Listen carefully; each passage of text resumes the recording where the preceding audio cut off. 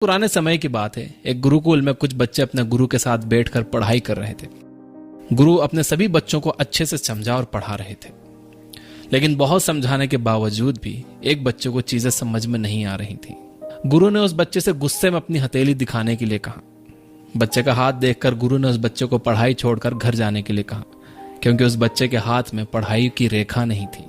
तभी उस बच्चे ने एक छोटा चाकू निकालकर अपने हाथ पर गहरा निशान बना दिया और कहा कि अब तो मेरे हाथ पर पढ़ाई की रेखा है गुरुजी, तो क्या मैं अब पढ़ सकता हूं? गुरु ने बच्चे के इस करेज को देखकर कहा, तुम्हें कोई भी चीज पढ़ने से नहीं रोक सकती। ये बच्चा और कोई नहीं था बल्कि फेमस लेखक महर्षि पनिनी थे, जिन्होंने संस्कृत व्याकरण की बहुत सी किताबें लिखी। तो दोस्तों, आप लोगों को भी अपनी जिंदगी में अपने सपनों के लिए इस बच्चे की तरह ही निडर और अपने इरादों को पक्का रखना होगा, चाहे फिर दुनिया आपसे कुछ भी क्यों ना कहे। अगली कहानी। एक गुरुकुल में रोज मेडिटेशन करने का नियम था। मेडिटेशन करने के बाद अपनी प्रोग्रेस अपने गुरु को बतानी होती थी। एक नए लड़के को मेडिटेशन करने में बहुत परेशानी हो रही थी। वो मेडिटेशन के दौरान फोकस ही नहीं कर पा रहा था, जिसकी वजह से वो बहुत गुस्से में था। उसके गुरु ने उससे पूछा, तुम्हें एग्जैक्टली किस चीज पर गुस्सा आ रहा है? उस लड़के ने कहा, जब भी मैं मेडिटेशन करता हूं, कभी कोई बातें करता हुआ आ जाता है, कभी बिल्ली या दूसरा जानवर आ जाता है। गुरु ने लड़के से कहा कि तुम्हारे आसपास की हर चीज पर तुम्हें गुस्सा आ रहा है, जबकि मेडिटेशन करने का असल मकसद ही गुस्से को अवॉइड करना होता है। तुम्हें कोई तरीका ढूंढना होगा जिससे तुम अपने आसपास के लोगों, जानवरों और चीजों से डिस्टर्ब हुए बिना मेडिटेट कर पाओ। तो फिर लड़का गुरुकुल से बाहर एक पीसफुल जगह ढूंढने निकल पड़ा। उसे एक बहुत शांत एक नदी का किनारा दिखा। उसने वहीं पर अपनी चादर बिछाकर मेडिटेशन करना शुरू किया। जैसे ही उसने आंख बंद की तो उसे हवा चलने की आवाज आई, तो वो उस पर गुस्सा हो गया। फिर पेड़ के पत्तों की आवाज आई तो उसे उस पर गुस्सा आ गया। कभी पक्षियों की आवाज आई तो उसे उस पर गुस्सा आने लगा। उसने सोचा कि नदी के किनारे पर बहुत डिस्टरबेंस है, क्यों ना नदी के बीचों बीच जाकर मेडिटेट किया जाए। वो एक नाव में बैठकर नदी के बीचों बीच गया और वहां मेडिटेशन करना उसने शुरू किया। नदी में मेडिटेशन करते वक्त उस लड़के को अच्छा महसूस हो रहा था। फिर वो रोज नाव में बैठकर नदी के बीच में जाकर मेडिटेशन करने लगा। अब वो खुश था कि उसे कोई डिस्टर्ब नहीं कर रहा है और वो मेडिटेट कर पा रहा है। एक दिन नदी में मेडिटेशन करते वक्त उसे पानी के छपछपाने की आवाज आई।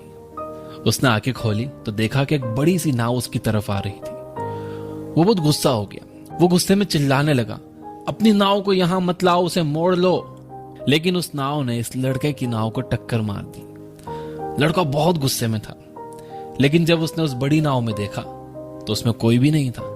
वो नाव तेज हवा और पानी के बहाव से वहां आ गई थी। तब उस लड़के को अपने गुरु का सवाल फिर से याद आया कि तुम्हें एग्जैक्टली किस पर गुस्सा आता है। लड़का समझ गया कि असल में गुस्सा उसे दूसरे लोगों की वजह से या सिचुएशन की वजह से नहीं आ रहा, बल्कि खुद अपने रिएक्शन पर आ रहा था। इसके बाद से लड़के ने फिर से गुरुकुल के अंदर मेडिटेशन करना शुरू कर दिया, जहां पर पहले ही की तरह डिस्टरबेंस था, लेकिन अब उसने उस शोर को एक खाली नाव की तरह समझना शुरू कर दिया था। इस कहानी से हमें यह सीख मिलती है कि बिना आपकी मर्जी के कोई भी चीज आपको गुस्सा नहीं दिला सकती। किसी चीज पर अगर आपको गुस्सा आता है तो आप उसे एक खाली नाव की तरह ही समझो। अगली कहानी। एक बार एक आदमी ने एक कैंप में बहुत सारे हाथियों को एक छोटी सी रस्सी से बंधा हुआ देखा। रस्सी बहुत कमजोर थी, फिर भी हाथी उसे तोड़कर भागने की कोशिश नहीं कर रहे थे। कैंप के मास्टर ने उस आदमी को बताया कि उन्होंने बचपन से हाथियों को ऐसी ही छोटी रस्सी से बांध रखा है। बचपन में हाथियों के लिए यह रस्सी तोड़ना मुश्किल था। बड़े होते होते हाथियों ने यह कबूल कर लिया कि वो ये रस्सी कभी भी नहीं तोड़ पाएंगे, इसलिए हाथियों ने यह रस्सी तोड़ने की कोशिश करना भी बंद कर दिया। इस तरह से इंसान भी अपनी जिंदगी के कुछ फेलियर्स के बाद ये यकीन कर लेते हैं कि वो कभी जीत नहीं पाएंगे, या पहले कभी उन्होंने कुछ देखा है कि किसी चीज में किसी को नुकसान हो गया है तो ये भी उसको नहीं कर पाएंगे। आपको ये बात हमेशा याद रखना चाहिए कि अगर कोई पत्थर हथौड़ों के 100वें वार से टूटता है तो इसका मतलब ये बिल्कुल नहीं हुआ कि पहला वार बेकार था। आपको अपने गोल्स और सपनों को पूरा करने के लिए लगातार कोशिशें करते रहना चाहिए। एक दिन आप इतने कैपेबल जरूर हो जाओगे कि अपना गोल हासिल कर सको। अगली कहानी। एक बार एक राजा ने अपने राज्य के एक रास्ते पर बड़ा सा पत्थर रखवा दिया और छुप कर उस रास्ते पर नजर रखने लगा। राजा देखना चाहते थे कि कौन उस पत्थर को हटाएगा।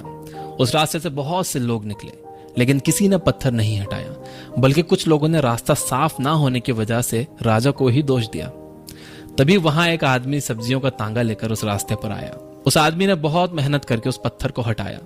पत्थर के नीचे एक लिफाफे में सोने के सिक्के और एक कागज रखा हुआ था जिस पर लिखा था कि ये इनाम पत्थर हटाने वाले के लिए है। इस कहानी से हमें ये सीख मिलती है कि हमारे रास्ते में आने वाली रुकावट हमें और बेहतर करने और बेहतर बनने की अपॉर्चुनिटी भी देती है। यह हमारे ऊपर डिपेंड करता है कि हम कैसे उस अपॉर्चुनिटी का फायदा उठा सकते हैं। अगली कहानी। एक लड़की अंधी होने की वजह से खुद से बहुत नफरत करती थी। उसे पूरी दुनिया में सिर्फ अपने बॉयफ्रेंड से ही प्यार था। वो अक्सर अपने बॉयफ्रेंड से कहती थी कि अगर वो देख पाती तो तुरंत उससे शादी कर लेती। एक दिन उस लड़की को किसी ने आंखें डोनेट कर दी, जिसके बाद वो पूरी दुनिया को देख सकती थी।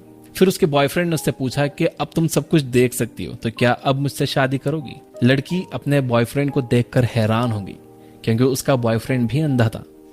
लड़की ने उससे शादी करने से इनकार कर दिया, जिसके बाद लड़के ने दुखी मन के साथ उससे कहा, मेरी आंखों का ध्यान रखना, और वो वहां से चला गया। दोस्तों, जैसे जैसे इंसान के हालात बदलते हैं वैसे वैसे उनकी सोच भी बदल जाती है। जिन लोगों ने बुरे वक्त में उनका साथ दिया होता है कई लोग उन्हें भूल जाते हैं, बल्कि कभी कभी तो अपनी जिंदगी दूसरों के नाम करने पर भी कोई अप्रिसिएशन नहीं मिलता है। तो जो लोग आपका हमेशा साथ देते हैं उनकी कदर करना सीखो, उन्हें अप्रिशिएट करो। हर किसी को केयर करने वाले लोग नहीं मिलते। आपके हालात जितने अच्छे और जितने बेहतर होते चले जाते हैं आपको उतना ही ज्यादा दयालु बनना चाहिए। अगली कहानी। एक बार एक लड़की अपने फादर से कहती है कि मैं जिंदगी के स्ट्रगल से परेशान हो चुकी हूँ। एक परेशानी खत्म होती नहीं है कि दूसरी लाइन में पहले ही खड़ी होती है। फादर अपनी बेटी की बातें सुनकर उसे अपने साथ किचन में ले जाते हैं और बैठकर देखने के लिए कहते हैं। वो 3 बर्तनों में पानी उबालते हैं और एक बर्तन में आलू, दूसरे में अंडा और तीसरे में कॉफी बीन्स डाल देते हैं। 20 मिनट के बाद अंडा आलू प्लेट में और कॉफी को कप में निकालते हैं और अपनी बेटी को समझाते हैं कि यह आलू हार्ड से सॉफ्ट हो गया, अंडा नाजुक से हार्ड बन गया और कॉफी बीन्स ने एक टेस्टी ड्रिंक बना दी। लेकिन ये सब करने के लिए इन तीनों चीजों को गर्म पानी के स्ट्रगल को झेलना पड़ा, तब जाकर ये ऐसे बने हैं। इंसान की जिंदगी भी ऐसी ही होती है। स्ट्रगल इंसान को बेहतर बनाता है और इंप्रूव होने का मौका देता है। अब ये आप पर निर्भर करता है कि आप स्ट्रगल को कोसोगे या उससे कुछ सीखोगे। एक इंग्लिश की कहावत है कि there are no free lunches in this world. आपको हर एक गोल के लिए मेहनत करनी ही पड़ेगी। अगली कहानी। एक स्पीकर ने स्पीच के बीच में लोगों को 2000 रुपए का नोट दिखाते हुए पूछा कि ये किस किस को चाहिए। ऑडियंस में बैठे सभी लोगों ने हाथ ऊपर कर दिए। स्पीकर ने नोट को बुरी तरह से मोड़ दिया, फिर पूछा कि अब ये किसको चाहिए। सारे लोगों ने फिर से अपने हाथ ऊपर कर दिया। इस बार स्पीकर ने नोट को बुरी तरह पैरों से रौंद कर पूछा कि अब ये किसको चाहिए। इस बार भी सबने अपने हाथ ऊपर कर लिए थे। दोस्तों, इस कहानी से हमें यह पता चलता है कि पैसों की वैल्यू कभी भी कम नहीं होती, चाहे वो कितना भी गंदा क्यों ना हो जाए। 2000 को नोट जूतों से दबाने के बाद भी 2000 का ही रहा। इसी तरह जिंदगी में भी हम बहुत बार गिरते हैं, लोग हमें दबाने और गंदा करने की कोशिश करते हैं, लेकिन इसके बावजूद भी आपको कभी भी अपनी वैल्यू खोने की जरूरत नहीं है। आपकी वैल्यू हमेशा वैसी ही रहती है जैसी आप बनाना चाहते हो। अगर आप खुद को वर्थलेस समझोगे तो वर्थलेस रह जाओगे। अगर आप खुद अपनी वैल्यू करोगे तो दुनिया भी आपकी वैल्यू करेगी। तो अपनी वैल्यू करना सीखो। अगली कहानी। एक बार एक आदमी कुकून में से बटरफ्लाई को निकलते हुए देख रहा था। बटरफ्लाई कुकून से निकलने की बहुत कोशिश कर रही थी, लेकिन निकल नहीं पा रही थी। बहुत देर बाद उस आदमी ने कुकून को कैंची से काट दिया ताकि बटरफ्लाई आसानी से बाहर निकल सके। बटरफ्लाई बाहर तो निकल गई थी, लेकिन उसकी बॉडी सूजी हुई थी और पंख भी सिकड़े हुए थे। आदमी ने बटरफ्लाई की मदद करने के लिए कुकून को काटा था, लेकिन ऐसा करना बटरफ्लाई के लिए नुकसानदायक साबित हुआ। कुकून से निकलने के लिए जितना ज्यादा बटरफ्लाई स्ट्रगल करती, उसकी बॉडी उतनी अच्छी होती और पंख भी उतने ही ज्यादा बड़े होते। ठीक ऐसे ही इंसान की जिंदगी होती है। आप जितना स्ट्रगल करते हो उतना ही ज्यादा कामयाब बनते चले जाते हो। अगर आप ये सोचोगे कि आपको बिना मेहनत के, बिना प्रोसेस के थ्रू जाए सब कुछ मिल जाए, तो आप उस कामयाबी को संभाल नहीं पाओगे। जैसे कि एक चिड़िया घर का शेर जिसे खाना आसानी से मिल जाता है, अगर आप उसे अब जंगल में छोड़ दोगे तो उसे दूसरे जानवर मार देंगे, क्योंकि उसने कभी लड़ना सीखा ही नहीं, वो प्रोसेस के थ्रू गया ही नहीं, उसे सब कुछ आसानी से मिल गया। अगली कहानी। एक लड़का को बहुत ज्यादा गुस्सा आता था, इसलिए उसके फादर ने उससे हर बार गुस्सा आने पर एक लकड़ी की दीवार पर एक कील गाड़ने के लिए कहा। शुरुआत में लड़के ने बहुत सारी कीलें गाड़ी। धीरे धीरे लड़के का गुस्सा कम होता गया और उसने कीलें गाड़ना कम कर दी, जिसके बाद उसके फादर ने कहा कि अब वह इन कीलों को वापस निकाले। उन कीलों को निकालने के बाद उस बच्चे के फादर ने बच्चे को दीवार दिखाते हुए समझाया कि बेटा, गुस्से में कही जाने वाली बातें इन कीलों के छेद की तरह होती हैं, जो लोगों के दिलों पर पड़ जाते हैं, जिन्हें आप कभी भी भर नहीं सकते। इसलिए कभी भी गुस्से को अपने ऊपर हावी मत होने देना। गुस्से में कही गई बातों को आप कभी भी वापस नहीं ले सकते। ये बातें इंसान के दिल पर लग चुकी होती हैं, इसलिए अपने गुस्से को कंट्रोल करना सीखो। अगली कहानी। 4 दोस्त थे जो एक साथ पढ़ते थे। एक रात पार्टी करने के बाद वो अगले दिन स्कूल में गंदे कपड़े पहनकर जाते हैं और अपने टीचर को बताते हैं कि वो कल रात किसी शादी में गए थे, जहां से वापस आते वक्त उनकी गाड़ी का टायर पंक्चर हो गया था और वो पूरे रास्ते अपनी गाड़ी को धक्का मारकर वापस घर आए हैं, इसलिए वो टेस्ट का कुछ पढ़ नहीं पाए हैं। टीचर ने बच्चों की बातों को सुना और उन्हें 2 दिन बाद टेस्ट देने के लिए बुलाया। टेस्ट वाले टीचर ने चारों बच्चों को अलग अलग रूम में बिठाया। फिर भी चारों बहुत कॉन्फिडेंट थे क्योंकि इस बार उन्होंने बहुत पढ़ाई करी थी। लेकिन क्वेश्चन पेपर देखकर चारों बच्चों के होश उड़ गए क्योंकि पेपर में सिर्फ एक ही सवाल था, गाड़ी का कौन सा टायर पंचर हुआ था। इस कहानी से आपको 2 सीख मिलती है। पहली, बिना प्रॉपर प्लानिंग के कोई भी काम पूरी तरह से कामयाब नहीं होता। दूसरी, झूठ बोलने से कभी किसी का भला नहीं हुआ है। अगर स्टूडेंट सच बता देते तो उन्हें यह सिचुएशन फेस ही नहीं करनी पड़ती। अगली कहानी। एक आदमी को अपनी इंटेलिजेंस पर बहुत घमंड था। एक दिन वो भगवान से बात करने के लिए एक पहाड़ की चोटी पर चढ़ गया। वहां पर चढ़कर उसने भगवान से पूछा, आपके लिए करोड़ों साल कितने सालों के बराबर होंगे? भगवान ने जवाब दिया, 1 मिनट। इसके बाद उस आदमी ने भगवान से पूछा, आपके लिए करोड़ों रुपए कितने पैसों के बराबर होंगे? भगवान ने जवाब दिया, 1 रुपए के बराबर। जिसके बाद उस आदमी ने बड़ी चालाकी से भगवान से कहा, क्या आप मुझे 1 रुपया दे सकते हो? भगवान ने कहा, बिल्कुल, 1 मिनट रुको।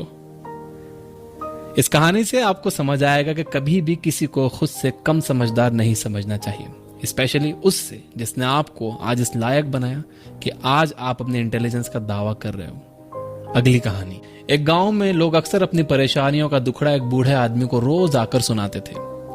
एक दिन बूढ़े आदमी ने उन सबको बुलाया और उन्हें एक जोक सुनाया। सभी गांव वाले जोक सुनकर हंसने लगे। बूढ़े आदमी ने फिर से वही जोक सबको सुनाया। इस बार सिर्फ कुछ ही लोग उस जोक पर हंसे। बूढ़े आदमी ने फिर से वही जोक सुनाया, लेकिन इस बार कोई भी उस जोक पर नहीं हंसा। गांव वालों ने कहा कि एक ही जोक पर हम बार बार कैसे हंस सकते हैं? बूढ़े आदमी ने इसके जवाब में गांव वालों से कहा, आप लोग ठीक कह रहे हो, लेकिन फिर एक ही परेशानी का दुखड़ा रोज रोज कैसे रो सकते हैं? परेशानियां सबकी लाइफ में होती हैं, लेकिन इसका मतलब ये नहीं है कि आप उन परेशानियों का बहाना लेकर बैठ जाओ और उनका कोई सॉल्यूशन ही ना ढूंढो और जो मिले उससे बस हमेशा वही परेशानियों का दुखड़ा रोते रहो। अगली कहानी। एक बार एक जंगल में हाथी अपने झुंड की तरफ जा रहा था। तभी उसे रास्ते में एक सुअर कीचड़ से लथपथ मिला। हाथी सुअर को देखकर पीछे हट गया ताकि सुअर पहले निकल सके। सुअर ने अपने दोस्तों को जाकर कहा, मैं इतना ताकतवर हूं कि एक हाथी भी मुझे देखकर पीछे हट गया। यह बात सुनकर जंगल के सारे जानवरों ने हाथी से पूछा, क्या यह बात सच है कि तुम उस सुअर से डर गए थे? हाथी ने सबको बताया, मैं उस सुअर को अपनी एक टांग से ही मार सकता था, लेकिन वो सुअर पूरी तरह से कीचड़ में लथपथ था। अगर मैं उसे मारता तो मेरी टांग गंदी हो जाती, इसलिए खुद को गंदगी से बचाने के लिए मैं पीछे हटा था। इसी तरह आपको भी कभी कभी खुद को गलत चीजों से, गलत लोगों से बचाने के लिए पीछे हटना पड़ता है। अगली कहानी। गर्मी के मौसम में एक शेर अपनी गुफा से शिकार करने के लिए निकला। बहुत देर बाद उसने एक खरगोश को पकड़ा। तभी शेर के सामने एक हिरन भी आ गया। शेर ने सोचा, इस खरगोश से तो मेरा पेट वैसे भी नहीं भरेगा, तो इसे छोड़कर मैं हिरन को पकड़ लेता हूं। शेर खरगोश को छोड़कर हिरन के पीछे भागा। बहुत कोशिशों के बाद भी शेर हिरन को नहीं पकड़ पाया और हिरन भागते भागते जंगल में कहीं गायब हो गया। शेर के लालच की वजह से उसे ना खरगोश मिला और ना ही हिरन। इसी तरह से हमें भी जिंदगी में बहुत से मौके मिलते हैं, लेकिन हम हमेशा उससे बेहतर की तलाश या लालच में उस मौके को भी गवा देते हैं। हमें हर मौके को बेहतरीन समझना चाहिए और उसका फायदा उठाना चाहिए। अगली कहानी। एक बार 2 दोस्त राम और श्याम रेगिस्तान में चल रहे थे। तभी अचानक दोनों के बीच किसी बात को लेकर बहस हो गई, जिसकी वजह से राम ने श्याम को थप्पड़ मार दिया। श्याम को थप्पड़ लगने पर बहुत दुख हुआ। उसने दुखी मन के साथ रेत पर लिखा, मेरे बेस्ट फ्रेंड ने आज मुझे थप्पड़ मारा। कुछ दूर चलने के बाद उन्हें एक पानी का तालाब मिला। दोनों पानी पीने के लिए उस तालाब के पास गए। तालाब के पास बहुत फिसलन थी, उससे श्याम फिसल कर तालाब में जा गिरा। राम ने तुरंत श्याम को तालाब में डूबने से बचा लिया। श्याम ने इस बार एक पत्थर पर लिखा, आज मेरे बेस्ट फ्रेंड ने मेरी जान बचाई।